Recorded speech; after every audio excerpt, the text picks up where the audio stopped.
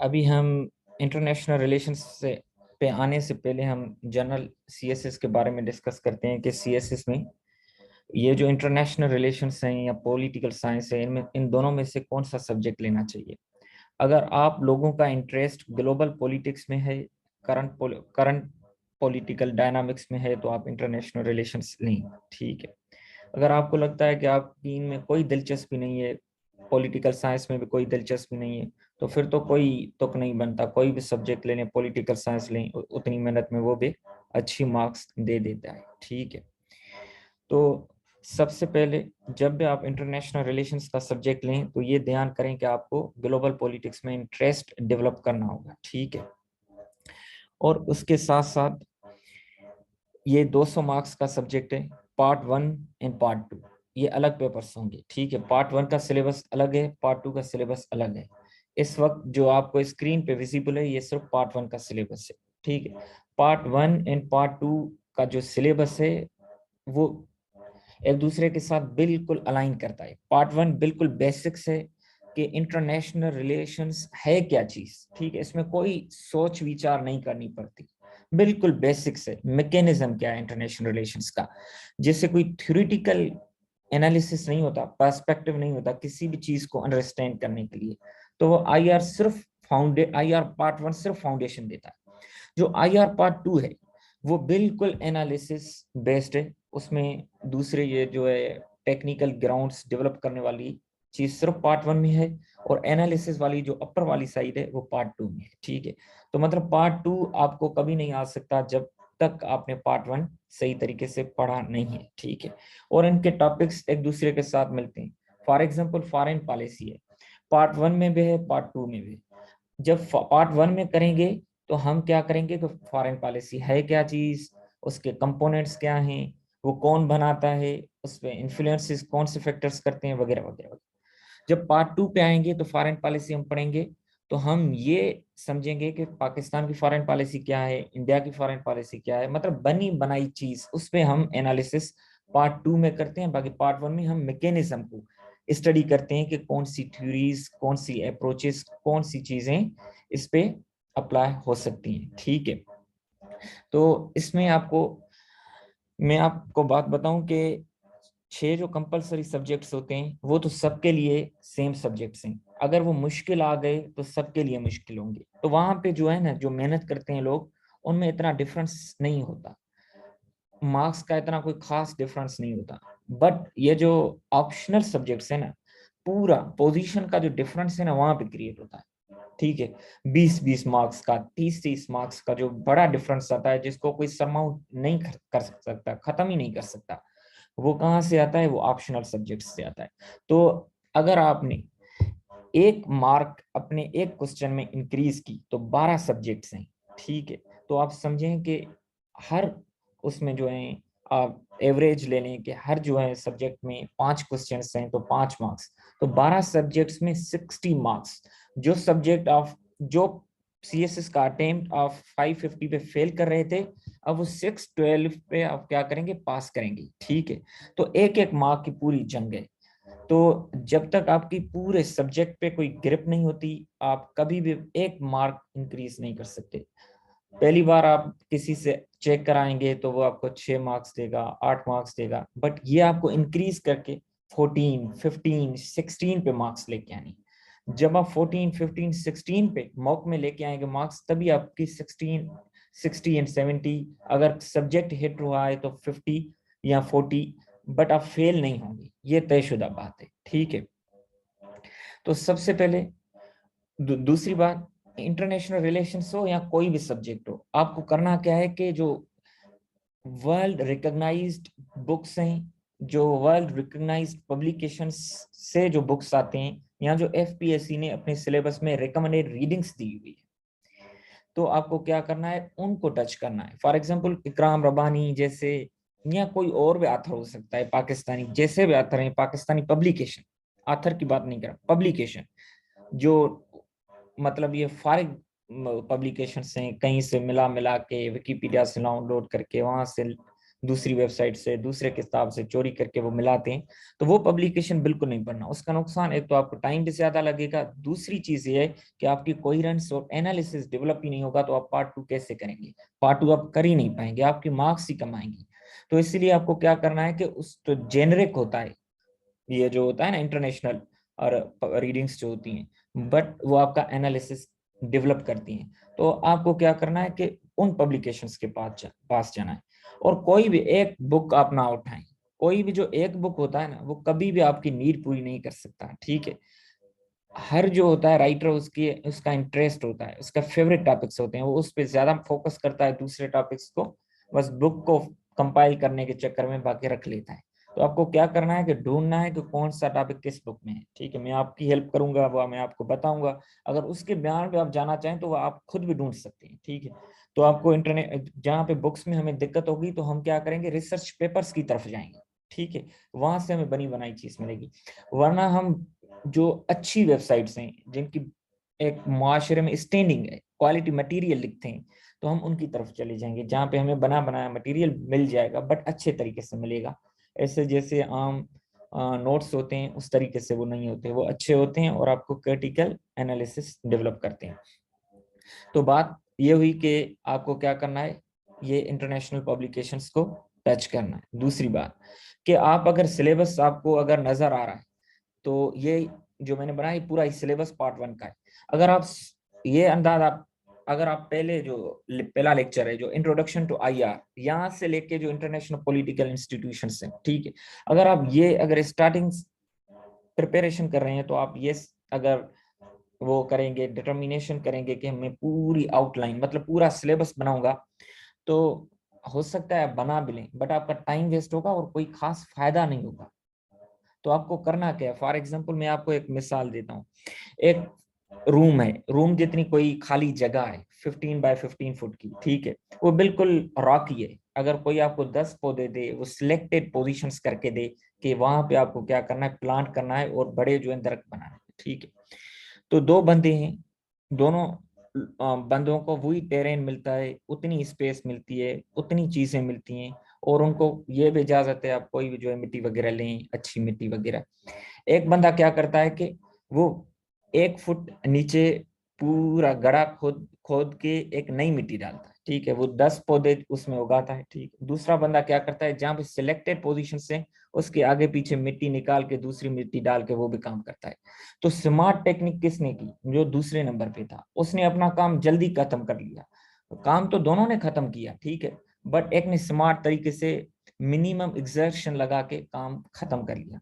तो कहने का मकसद ये है कि सीएसएस भी यही चीज है कि हमको वो डिटरमिन करना है कि टॉपिक्स कौन से फेवरेट हैं एग्जामिनर के और कौन से इंपॉर्टेंट है, और वो कौन सा दिमाग, कौन सी सोच लेके चलता है और कौन से टॉपिक्स निकाल सकता है, और इस पर्सपेक्टिव में कौन सा टॉपिक दे सकता है, और अगर मैं इसको किस तरीके से करूं कि वो मुझे मैक्सिमम मार्क्स देगा।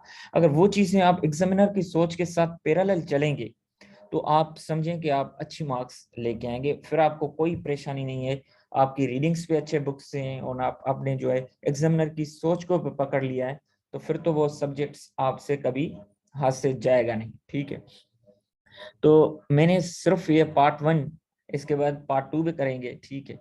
पार्ट 1 को क्या किया है कि इसको तकरीबन हमने 20 लेक्चर्स में 20 सेशंस में डिवाइड किया है, ठीक है।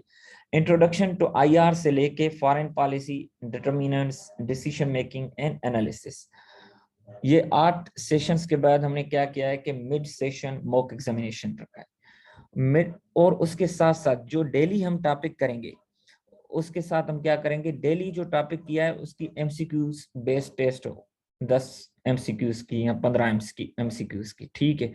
ताकि जो आपने टॉपिक पढ़ा है, तो उसके साथ साथ आपकी जो वो क्या हो जाए, रिवीजन भी हो जाए, और आपके एमसीक्यूज जो सीएसएस में आते हैं वो बनते भी जाए, ठीक है। और उस मिड सेशन मॉक एग्जाम जो 3 या 4 क्वेश्चंस का होगा, ठीक है, उसके बाद हम क्या करेंगे कि 8-9 सेशंस और चलाएंगे। आखिर में हम 2 ग्रांड मॉक एग्जाम्स लेंगे। एक एमसीक्यूज बेस्ड होगा जो 100 एमसीक्यूज पे होगा, ठीक है, और एक रिटन मॉक एग्जाम होगा जो बिल्कुल सीएसएस के पार पे होगा। उसमें 7 क्वेश्चंस होंगे और आपको 4 अटेम्प्ट करने होंगे, जैसे बिल्कुल सीएसएस में होता है। ठीक है, हम इसमें टच सब टॉपिक्स को करेंगे, बट डीप डाउन उन टॉपिक्स में जाएंगे जो पास पेपर्स में आती हैं। हम जब तक आप एक एक टॉपिक को पास पेपर में फाइंड आउट नहीं करते तो आप उसके पीछे ना जाएं। अगर फॉर एग्जांपल मैं आपको एक और मिसाल दूं कि जैसे अमेरिकन हिस्ट्री है, उसमें एक टॉपिक आता है वॉर ऑफ 1812। ठीक है, वो 23 साल में 2000 से लेके 2022 तक 23 साल में सिर्फ एक बार 10 मार्क्स का एक नोट आया है, और उसी सब्जेक्ट में अमेरिकन रेवोल्यूशन कम से कम भी 7 बार आया है, वो भी हर बार 20 मार्क्स का। अगर आप रेशो निकालेंगे, एक क्वेश्चन वार ऑफ 1812 23 सालों में 10 मार्क्स का आता है और अमेरिकन रेवोल्यूशन 140 मार्क्स का आता है। रेशो निकालें कि 1/14। अगर आप 1 मिनट वार ऑफ 1812 पे लगाते हैं तो आपको 14 मिनट्स अमेरिकन रेवोल्यूशन पे लगाने। ठीक है, तो आप अगर 5 घंटे वार ऑफ 1812 पे दें और 5 घंटे आप जो अमेरिकन रेवोल्यूशन के दें, ये तो स्ट्रेटजी फेल है, वो तो टॉपिक आता ही नहीं है। अगर आता है तो वो किस्मत ही आता है, 23 साल में उसकी लाइक्लीहुड है।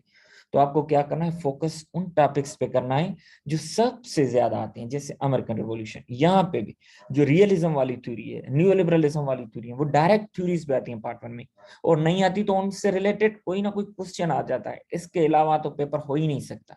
ठीक है, पहला क्वेश्चन जैसे आता है कि introduction to IR, definition, scope, nature, ज्यादा से ज्यादा तकरीबन मतलब लाइक्लीहुड ये है कि 2 साल में या 3 साल में 1-2 बार तो वो आ ही जाता है। ठीक है, conceptualisation of security 21st century में, जैसे नॉन ट्रेडिशनल सिक्योरिटी थ्रेट्स आ गई, फूड इनसिक्योरिटी आ गई है, पॉपुलेशन ग्रोथ, एक्सप्लोजन, पॉपुलेशन को जो हम कहते हैं पॉपुलेशन बम, वो आ गए। तो ये नॉन ट्रेडिशनल सिक्योरिटी थ्रेट्स हैं। ट्रेडिशनल कौन सी होते हैं, मिलिट्री थ्रेट्स होती हैं, वो कन्वेंशनल होते हैं जिसमें मिलिट्री वारफेयर होती है। तो वो क्या हो गए हैं, वो चीजें खत्म होके किस तरफ जा रहे हैं, नॉन ट्रेडिशनल सिक्योरिटी थ्रेट्स की तरफ जा रही हैं। इसी तरह फॉरेन पॉलिसी कैसे बनती है और उसको कौन बनाती है, ये टॉपिक्स आते रहते हैं। ठीक है, वार्स पे जैसे कम आता है तो हम फोकस तो पूरा करेंगे, बट नोट्स बनाते वक्त हम इन पे इतना फोकस नहीं करेंगे। ठीक है, और दूसरी चीज, हमने थ्योरीज और अप्रोचेस पे हद से ज्यादा फोकस करना है। जो भी हमने चीज प्रूव करनी है वो हमने थ्योरी या अप्रोच से प्रूव करनी है। जैसे फॉर एग्जांपल इस्लामियात में हम वर्सेस देते हैं, अहादीस देते हैं, और अगर हम अरबिक में लिखें तो वो और ज्यादा फायदा होता है।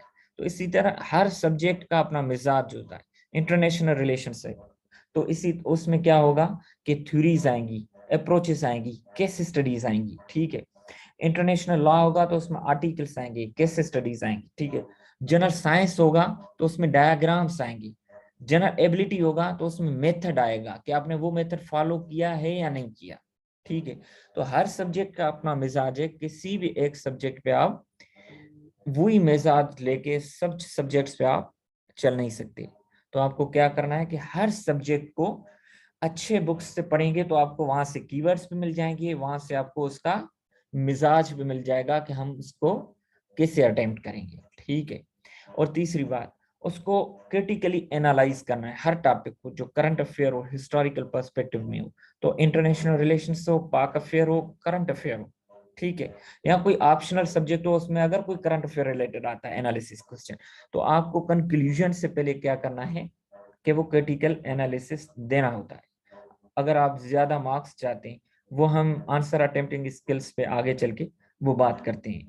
तो ये पूरा स्केच, जैसे यहाँ पे इंटरनेशनल लॉ है, ठीक है, वो कम आता है, बट इंटरनेशनल लॉ ये टॉपिक जो है उन लोगों के लिए सबसे ज्यादा बेनिफिशियल है जिनका इंटरनेशनल लॉ सब्जेक्ट हो सकता है। ठीक है, इसी तरह इंटरनेशनल पॉलिटिकल इंस्टीट्यूशंस, ठीक है, ये इंपॉर्टेंट टॉपिक है। इसमें ऑर्गेनाइजेशंस आ जाती हैं, जैसे यूएन आ गई, वर्ल्ड बैंक आ गई, आईएमएफ आ गई, और दूसरी ऑर्गेनाइजेशंस आ गई। अगर आपने सिलेबस को एंड पास पेपर्स को अगर लेके चले और उनको जो है पैरेलल आपने अगर उसका कोई एनालिसिस करें, तो आपको अंदाजा हो जाएगा कि पास पेपर में कौन सा टॉपिक और कहां से टॉपिक आता है। जो पास पेपर में 22 साल में 23 साल में नहीं आया तो हमने क्या करना है, तो उस पर ज्यादा फोकस ही नहीं करना। ठीक है, तो हमने सबसे पहले जो इसेंशियल कंपोनेंट्स हैं, हम नोट्स मेकिंग पे भी वैसे डिस्कस करते हैं आगे चल के, ठीक है, और उसके साथ पेपर अटेम्प्टिंग स्किल्स पे भी करते हैं, ठीक है, और paper setting, question paper setting कैसे होती है, वो क्या माइंडसेट के साथ, किस माइंडसेट के साथ एग्जामिनर जो होता है वो पेपर सेट करता है, ठीक है। तो सबसे पहले जो इसेंशियल कंपोनेंट्स हैं, अगर आप देखें तो इसेंशियल कंपोनेंट्स में आपको क्या करना है कि जो फाउंडेशन है, अगर आपने किसी लोकल पब्लिकेशन का बुक से नोट्स बनाए तो आप समझें कि आपने वो टाइम फजूल, आपको शुरुआत में थोड़ा बहुत समझ में आ जाए बट आपकी कोई क्रिटिकल एनालिसिस डेवलप नहीं होगा, ठीक है, कोई आपका एनालिसिस डेवलप भी नहीं होगा तो आप कोई भी टॉपिक अच्छे तरीके से अटेम्प्ट नहीं कर पाएंगे, ठीक है। ये वो ट्रेडिशनल जो क्वेश्चंस आते थे ना, कश्मीर इशू टाइप, वो जो पाकिस्तान अफेयर में, वो खत्म हो गई।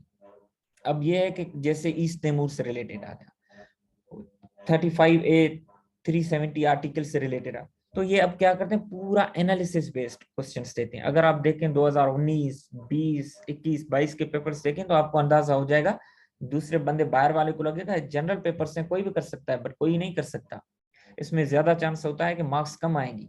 इस वजह से आपको बहुत स्पेसिफिक और उसके कीवर्ड्स आपको क्या करने होते हैं, यूज करने होते हैं, ठीक है। उसके लिए मैंने आपको कुछ पब्लिकेशंस के नाम जो हैं दिए हैं। इंटरनेशनल पब्लिकेशंस में ऑक्सफोर्ड सब ने सुना है और उसके अलावा पेलग्रेव और पेंगियन एक पब्लिकेशन है, बहुत अच्छी पब्लिकेशन है। कैम्ब्रिज है, ठीक है। न्यूयॉर्क टाइम्स के बेस्ट जो है सेलर बुक्स हैं कुछ, वहां से करें। रिसर्च पेपर्स आप रिसर्च गेट से या कोई और आपको अच्छा जर्नल मिल जाता है तो आप वहां से डाउनलोड करें।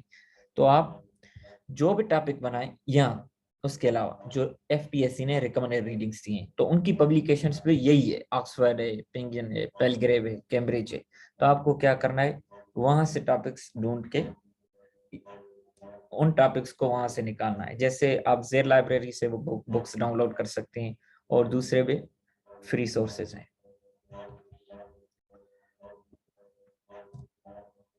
तो दूसरी बात, ठीक है, पेपर प्रेजेंटेशन की आती है कि अगर आपने कोई भी टॉपिक कर दिया है, नोट्स बनानी है, तो वो आपको पेपर के स्टाइल पे बनानी है कि अगर खुदा न खास्ता वो टॉपिक पेपर में आ जाता है तो आपको उस हिसाब से नोट्स बनानी है। अगर उस हिसाब से नोट्स ना बनाए तो फिर क्या फायदा नोट्स बनाने का, कि अब अगर आप ज्यादा मार्क्स भी नहीं उनसे क्या है वो उठा सकें।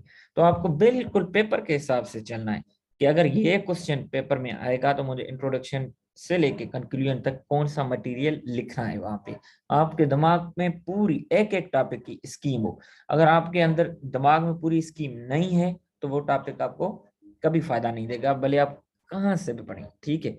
आपको पता है कि आर्टिकुलेशन, ठीक है, एक्सप्रेशन ये माना रखती है। आपको कोई चीज आती है बट आपको पोर्ट्रे नहीं करना आती तो वो किसी काम की नहीं होती, ठीक है। तो एफपीएससी का पेपर लेंथ में ज्यादा बड़ा होता है आम पेपर से। तो आपको क्या करना है कि 5 से 6 पेजेस तक उस क्वेश्चन को करना है। अगर आप ज्यादा क्वेश्चन के चक्कर में जाएंगे तो आपको क्या होगा कि जो दूसरा क्वेश्चन होगा वो उससे कम लेंथ में होगा, तीसरा कम लेंथ में होगा, चौथा आपका पूरा ही नहीं हो पाएगा और आपका टाइम खत्म हो जाएगा और आप रिवाइज भी नहीं कर पाएंगे, ठीक है। दूसरी बात, आपको कीवर्ड्स मेंटेन करने होते हैं। जैसे फॉर एग्जांपल हम कहते हैं विन विन सिचुएशन, ठीक है। विन विन सिचुएशन में मतलब ये है कि करंट अफेयर का टाइम है कि हर बंदे का फायदा हो, जो पार्टीज इन्वॉल्व हैं उनका फायदा हो। ये करंट अफेयर में तो हम टर्म यूज कर सकते हैं बट हम अगर इंटरनेशनल रिलेशंस में यूज करेंगे तो वहां से समझ जाएगा कि ये बंदा इंटरनेशनल रिलेशंस पे ग्रिप नहीं रखता। तो वहां पे हमने क्या करना है कि वहां पे हमने वो कीवर्ड यूज करना है पॉजिटिव सम की, ठीक है। अगर एक को फायदा है एक को नुकसान है तो जीरो सम की, ठीक है। जब हम कहें कि कॉमन ग्राउंड्स पे हमने क्या करना है कि एक दूसरे के साथ ताउन करना है तो हमने वहां पे इंटरनेशनल रिलेशंस का कीवर्ड यूज करना है कि स्ट्रेटेजिक रीअश्योरेंस। तो हमने जब तक वो कीवर्ड्स यूज नहीं करेंगे तो हमें मार्क्स नहीं मिल सकती। वो समझ पेपर से उसको फील आ जाएगी कि ये इस बंदे ने बुक्स रीड नहीं की अच्छे बुक्स। तो जब उसको वो फीलिंग आ गई तो वो आपको अच्छी मार्क्स कभी दे ही नहीं सकता। बट आपने उसको ये फीलिंग दे दी कि मैं इंटरनेशनल रिलेशंस पे ज्यादा मालूमात रखता हूँ और अच्छी पब्लिकेशंस के पढ़ के हम, तो वो समझेगा कि ये बच्चा अपना ही है, तो उसको ज्यादा मार्क्स देगा। ठीक है, इसी तरह ही दूसरे सब्जेक्ट्स में भी आपको वही करना है। जो इस्लामियात में वर्सेस अरबिक में लिखेगा, जो चेक करने वाला होगा तो वो वहां से डिटरमिन करेगा भाई इसने अरबिक में लिखी है तो मतलब इसको ज्यादा इसने मेहनत की है इस सब्जेक्ट में, तो आपको वो क्या करेगा, उन कीवर्ड्स के बुनियाद पे आपको ज्यादा मार्क्स देगा। दूसरा, ये मैंने पहले ही कहा था कि हर सब्जेक्ट का एक मिजाज होता है। ठीक है, तो उस मिजाज के हिसाब से हमें क्या होता है कि चलना होता है। ठीक है, तो सबसे पहले हमें क्या करना है कि जो इंटरनेशनल रिलेशंस में थ्योरीज हैं हमें वो अलग भी लिस्ट रखनी है। For example realism, new realism, ठीक है, उसमें classical realism, neo classical realism, ठीक है, liberalism, neo liberalism, liberalism 1.0, 2.0, 3.0, functionalism, ठीक है, फेमिनिज्म, मार्क्सिज्म, नियो मार्क्सिज्म, ठीक है, और दूसरी थ्योरीज में है। ठीक है, तो आपको क्या करना है, उन थ्योरीज को अच्छे तरीके से पढ़ना भी है और सिचुएशन पे अच्छे तरीके से वो अप्लाई भी करनी है। जैसे फॉर एग्जांपल एक डेमोक्रेटिक पीस थ्योरी है, वो कहती है कि जो डेमोक्रेसीज होती हैं वो वार पे नहीं जाती, अगर जाती हैं तो वो जीत के आती हैं। फॉर एग्जांपल जैसे यमन वार पे during prime minister Nawaz Sharif के दौर में हम सऊदी के इन्फ्लुएंस के बावजूद भी नहीं गए थे, क्योंकि यहाँ पे डेमोक्रेसी थी। आप कह सकते हैं कि ड्यूरिंग दैट पीरियड डेमोक्रेसी होने के वजह से हम नहीं गए। बट उससे पहले जब 9/11 का वाकया हुआ तो हमने अफगानिस्तान वार में गए, क्योंकि वहां यहाँ पे डिक्टेटरशिप थी। ठीक है, तो आप ऐसी थ्योरीज अप्लाई कर सकते हैं कि यहाँ आप कहें कि डेमोक्रेसी वाले उन वार्स पे जाते हैं सोच समझ के जहाँ पे उनको पता हो कि हम जीत के आएंगे। ठीक है, अगर आप कहें कि ये थ्योरी फेल भी है तो अमेरिकन कॉन्टेक्स्ट में, वियतनाम वाले कॉन्टेक्स्ट में वहां से हार के आया, अफगानिस्तान से हार के आया, तो उस कॉन्टेक्स्ट में आप कह सकते हैं वो तो डेमोक्रेटिक पीस थ्योरी फेल हो गई। तो ये बाइनरी डिवीजन नहीं है कि एक चीज ब्लैक एंड व्हाइट होगी, नहीं, वो आपको जस्ट प्रूव करनी होती है अपने आर्गुमेंट से। ठीक है, और अप्रोचेस हैं, बिहेवियरल अप्रोच हो गई, पॉजिटिव अप्रोच हो गई, सिस्टमेटिक अप्रोच हो गई, ठीक है, एम्पिरिकल अप्रोच हो गई, ठीक है, पोस्ट बिहेवियर अप्रोच हो गई, पोस्ट मॉडर्न अप्रोच हो गई। तो वो ये पीरियड्स को डिटरमिन करते हैं, हमने वो उस पीरियड्स के हिसाब से अपने चीजों को प्रूव करना होता है। फॉर एग्जांपल जैसे मैंने थ्योरी की बात की डेमोक्रेटिक हिस्ट्री, आपने एम्पिरिकल अप्रोच अप्लाई की कि फॉर एग्जांपल आपने वहां पे फिगर्स के ये फिगर्स हैं कि डेमोक्रेटिक पीस थ्योरी सक्सेसफुल है, ये फिगर्स हैं डेमोक्रेटिक पीस थ्योरी अनसक्सेसफुल है, तो ये एम्पिरिकल अप्रोच हो गई। इसी तरह साइंटिफिक अप्रोच है दूसरी अप्रोचेस पे। और उसके अलावा ये अगर आप नहीं देंगे तो आप कभी भी मार्क्स हासिल नहीं कर सकते। ठीक है, तो आपको क्या करना है, और उसके अलावा आपको रेफरेंसेस रेफरेंसेस पे ज्यादा फोकस करना है। आप जो भी नोट्स जिन भी बुक्स से बना रहे हैं तो आप अपने नोट्स पे उनके बुक्स के नाम, चैप्टर के नाम, राइटर का नाम जरूर लिखें जब आप रिवाइज करें, ताकि आपको वो याद हो जाएं और पेपर में पोर्ट्रे कर सकें कि ये जो चीजें हैं ये मैंने वहां से ली। अगर आप रेफरेंसिंग करेंगे, जितनी स्पेसिफिक रेफरेंसिंग करेंगे वो आपको फायदा होगा। ठीक है, अगर आप कहते हैं कि जनरल रेफरेंसिंग करते हैं कि अकॉर्डिंग टू नॉन न्यूज़पेपर, वो आपको इतनी मार्क्स नहीं मिलेगी। अगर नहीं आता तो फिर करें, बट आप स्पेसिफिक और प्राइमरी जो है ना रेफरेंसिंग के साइड पे चले जाएं। ठीक है, फॉर एग्जांपल कोई भी और रिसर्च एजेंसी है उसको आप रेफरेंस दें, किसी बुक से लिया है उसके चैप्टर का रेफरेंस दें। ठीक है, और इन सब के लिए अगर मैं आपको एक बुक रिकमेंड करूं तो fundamentals of essay and answer writing skills है, अनुदीप दुरेशेट्टी। ये इंडियन आईएएस ऑफिसर है, जैसे यहाँ पे पीएएस ऑफिसर्स होते हैं सीएसएस करके, ये इंडिया का है। इसने 5th अटेम्प्ट में, वहाँ पे अटेम्प्ट ज्यादा होते हैं, इसने फर्स्ट पोजीशन ली थी। तो इसमें उसने अपने बुक बनाया, तो आधे पार्ट में उसने ये लिखा है कि ऐसे कैसे बनाया जाता है, उनका ऐसे डिफरेंट होता है, आपको उसको ना टच करें। कंक्लूजन वैसे उसने अच्छा बनाया, आप देख सकते हैं। बट दूसरे पार्ट में उसने ये बताया कि आंसर अटेम्प्टिंग स्किल्स कैसे करनी है, अच्छा आंसर कैसे राइट करना है। तो उनके सब्जेक्ट्स दाव डिफरेंट है, बट आपको वो चीजें वहां से मिल जाएंगी। तो ये बुक है, आपको जेड लाइब्रेरी से बिल्कुल आसानी से मिल जाएगा। अगर आपको नहीं मिले तो मैं आपको ग्रुप में ये बुक शेयर कर दूंगा, ठीक है। आगे चलते हैं। तो उसके अलावा हमने क्या करना है कि नोट्स मेकिंग करनी है, ठीक है। ये सबसे ज्यादा इंपॉर्टेंट है। अच्छे बुक्स से रीड करें, उसके बाद आपने अच्छे नोट्स बनाए, तो ये तय हो गया कि आप अच्छा क्वेश्चन अटेम्प्ट करके आएंगे, ये बात तयशुदा है। जब आपने नोट्स सोच समझ के बनाए, तो आपने पहला मॉक दिया उस वक्त रिवाइज किया, दूसरा मॉक दिया वो नोट्स रिवाइज किए, ठीक है। अटेम्प्ट में बैठे उससे पहले रिवाइज किया, तो लाइकलीहुड तो यही है कि आप क्या करेंगे, वही पोर्ट्रेट करेंगे जो आपने जिनको ज्यादा रिवाइज किया है। अब हमने क्या करना है कि 2000 से लेके 2022 तक पास पेपर्स उठाने। 2016 में सिलेबस चेंज हुआ था, तकरीबन 2016 वाला जो पेपर है 50% पुराने सिलेबस से और 50% नए सिलेबस से आया। तो 2016, 17, 18, 19, 20, 21, 22, ये कितने साल हो गए? 7 साल हो जाते हैं। आपको क्या करना है, इन 7 सालों में 7 क्वेश्चन आते हैं हर साल में। 2016 में फॉर एग्जांपल आपने टॉपिक लिया, क्वेश्चन पेपर लिया, आपने एक क्वेश्चन लिखा, उसके बाद गैप छोड़ा, दूसरा 7-8 महीने जो का गैप दे के तीसरा, इसी तरह 7 क्वेश्चंस लिखे। 2017 हमारा पेपर दिया, आपने देखना है कि इन 7 टॉपिक्स के साथ अगर कोई मैच करता है तो उसकी स्पेस के साथ लिखें, ठीक है। नहीं करता तो आगे ऑनवर्ड्स 8, 9, 10, 11, 12 करें। इसी तरह 2019 वाला देखें कि इन टॉपिक्स के साथ कोई मिक्स करता है, किसी स्पेस में इसकी फिट कर सकते हैं तो वहां पे करें, जो 2-3 टॉपिक्स रह जाते हैं आगे। इसी तरह 19, इसी तरह 20, इसी तरह 21, 22 करने। तकरीबन आपके 20 से 22 टॉपिक्स बन जाएंगे, ठीक है। अब आपने क्या करना है, इन 20 से 22 टॉपिक्स को हमने देखना है कि वो किस तरीके से आ सकती हैं, ठीक है। अब हम नहीं सोचेंगे, ठीक है। हम एग्जामिनर ने जो दिमाग चला उसने जो दिमाग यूज किया है, हमें बस वो जो है उसका दिमाग वो लेना है कि उसने कैसे उसको इस्तेमाल किया। हमने अब करना है 2000 से 2015 तक जो पुराना सिलेबस है, उन पेपर्स को उठाना है जो हमने 20 से 22 टॉपिक्स फाइंड आउट किए।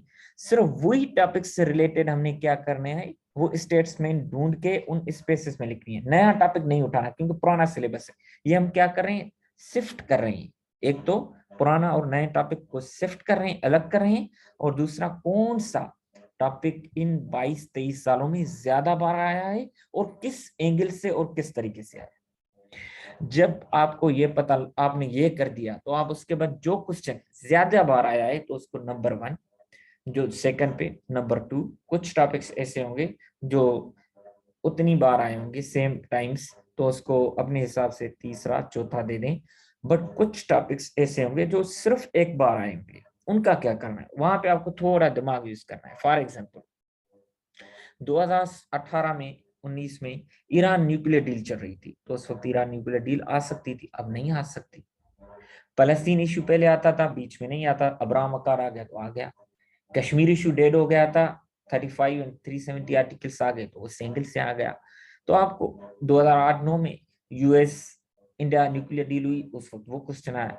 तो हमने क्या करना है, जो सिचुएशनल टॉपिक्स हैं, तो हम उन टॉपिक्स को अपने हिसाब से करना है। अभी अफगानिस्तान में क्राइसिस चल रही है, ठीक है, दूसरी जगहों पे चल रहे होंगे, तो हमने क्या करना है, उन चीजों पे फोकस करना है। FATF की गेम जैसे पूरी हो गई है, तो आगे FATF का हो सकता है क्वेश्चन ही ना आए।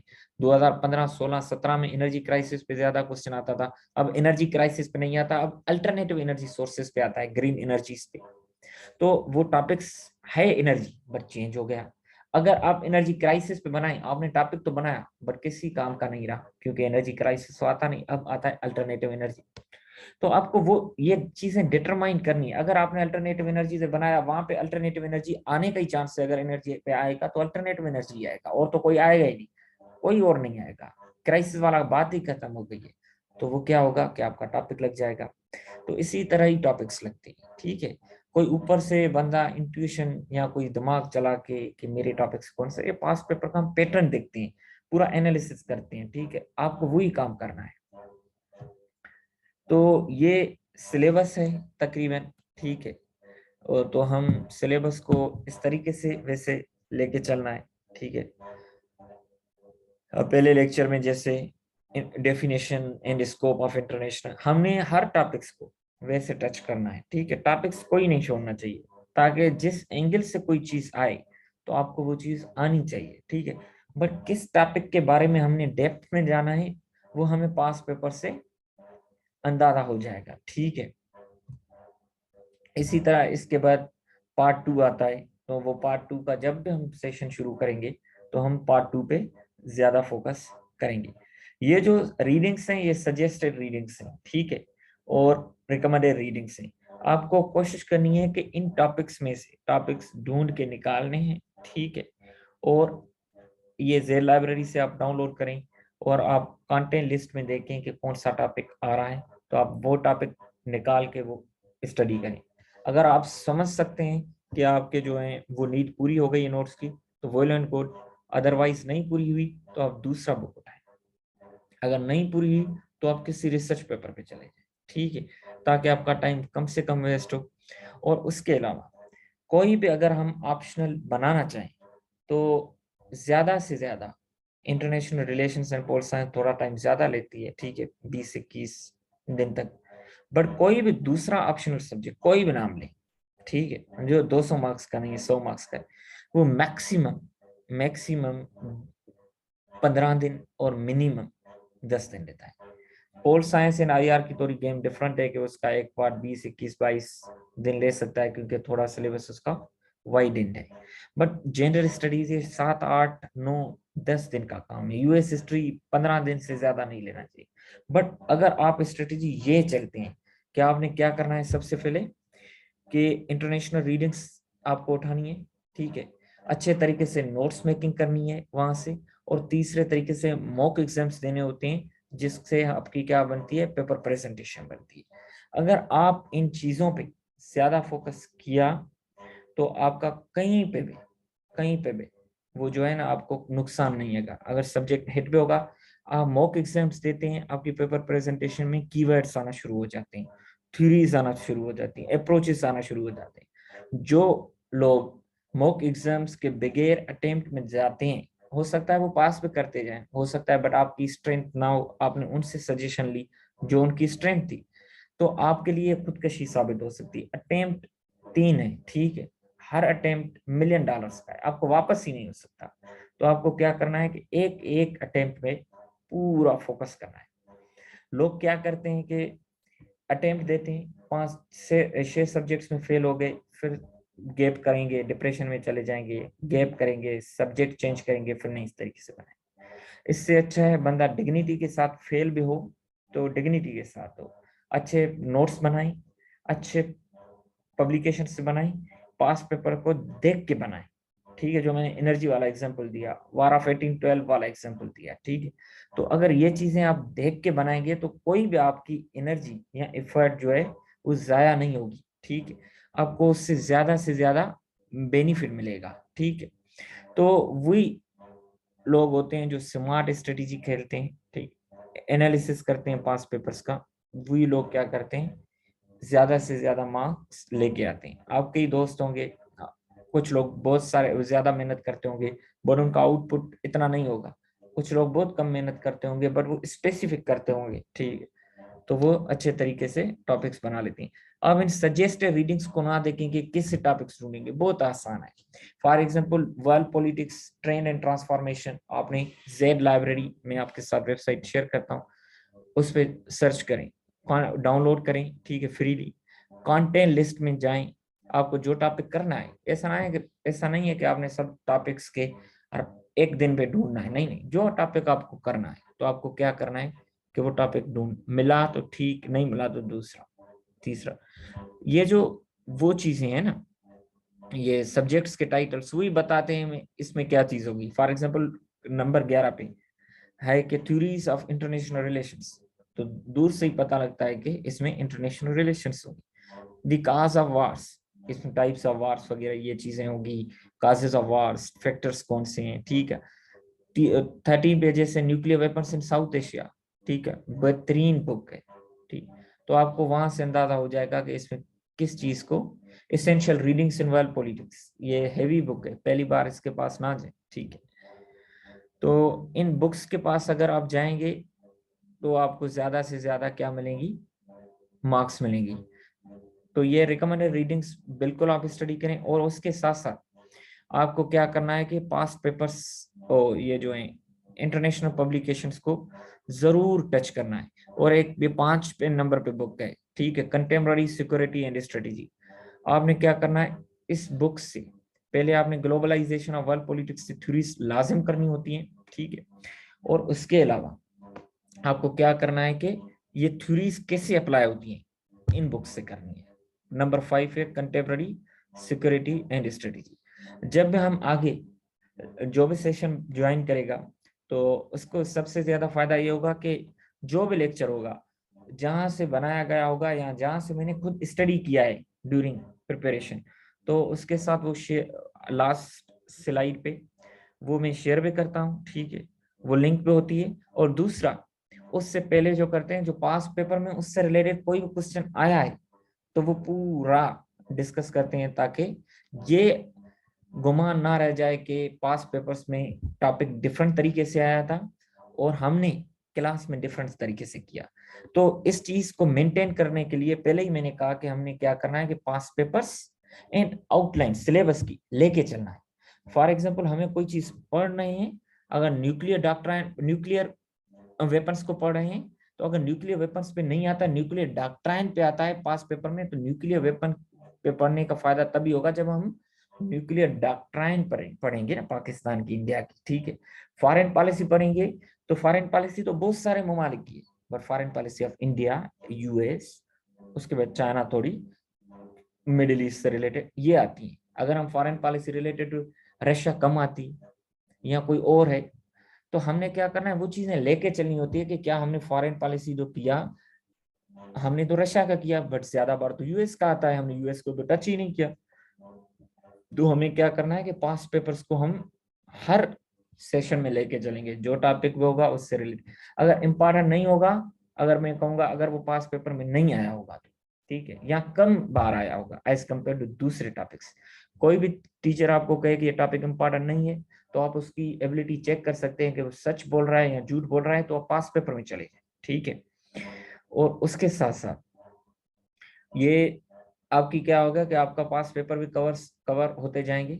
और दूसरा ये होगा कि आपको ये बेनिफिट मिलेगा, जब भी आप मॉक एग्जाम्स देंगे, जाहिर सी बात है उन्हीं स्टेटमेंट्स को टेस्ट करके देंगे, और पेपर्स में कितनी फॉरेन पॉलिसी को कितना चेंज करेगा टॉपिक को, 23 साल में जो कर चुका होता वही करेगा, उससे तो आगे भी। सीएसएस का जो सब वो जो पेपर होता है सबसे ज्यादा प्रेडिक्टेबल होता है।